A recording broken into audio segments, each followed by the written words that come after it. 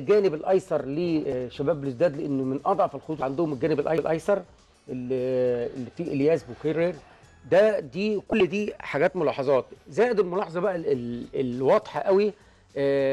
بطء خط الدفاع الاسماعيلي، بطء خط الدفاع الاسماعيلي سواء في التصرف في الكره او سواء في الانتقال والتمركز الصح، بدليل ان الجون اللي جه النهارده الراجل اتحرك فاضي واتلعبت وجول واستلم ولف وسطه كويس جدا. ولكن اداء نادي الاسماعيلي لو رتم اسرع من كده واستغلال، ممكن نادي الاسماعيلي يسجل تاني. يعني انا مش قلقان على النادي الاسماعيلي، انا شخصيا مش قلقان، لان اداء نادي الاسماعيلي ممكن يكون احسن من كده الشوط الثاني.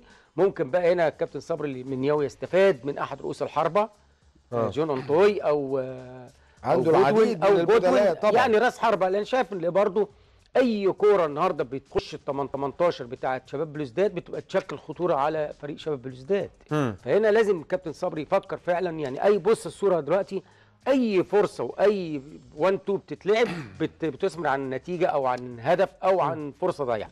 طيب. انا شايف ان ممكن كابتن صبري المناوي يعدل، عنده التبديلات اللي تخليه يفوز. كابتن خالد، ده يعني ليه حتى الان ما زال الاسماعيلي واغلب الفرق المصريه بتهدر فرص سهله جدا للحصول على مباراه بمنتهى السهوله من الشوط الاول، ودائما وابدا في اغلب الاحيان بنصعب المهمه على نفسنا؟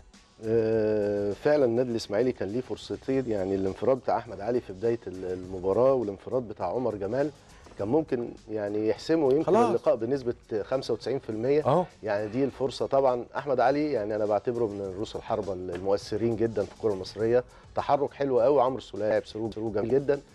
انا كان نفسي هنا احمد علي يرقص الجون، لان هو كان الجون طلع في توقيت كويس، مفيش فرصه ان هو يلعبها مره واحده. لو كان رقص الجون كان ممكن الجون هيتفتح بالنسبه له. دي من احدى الفرص المهمه، ودي الفرصه بتاعه عمر. ده الهدف بتاع عمرو السوليه كان فيه توفيق. لا دي تسديده، دي تسديده بعيده عن المرمى. ومن الواضح ان التمركز بتاع دفاع نادي شباب بلوزداد مش على المستوى المطلوب، وفعلا هم يعني ضعف خط الدفاع. مطلوب النادي الاسماعيلي يضغط عليهم اكتر من كده عشان يقدر يحرز اهداف. يمكن دي اللقطه 1 2 ما بين عمر جمال واحمد علي، ودي برضو عمر حطها جسمه مش معدول، يعني برضو لعب الكوره وجسمه مش معدول عليها. لو الفرصه دي قدر عمر جمال ان هو كان يجيبها جون، يمكن كان النادي الاسماعيلي هيتقدم بفارق هدفين، كان هيديله امل كبير جدا في المباراه وفي نتيجتها، وهيهبط من عزيمه فرقه شباب بلوزداد. ولكن برضو زي ما احنا قلنا في بدايه اللقاء ان الطريقه محجمه لعيبه النادي الاسماعيلي. لعيبه النادي الاسماعيلي يعني لعيبه بتحب تتحرك وبتحب تلعب كوره وبتحب تهاجم.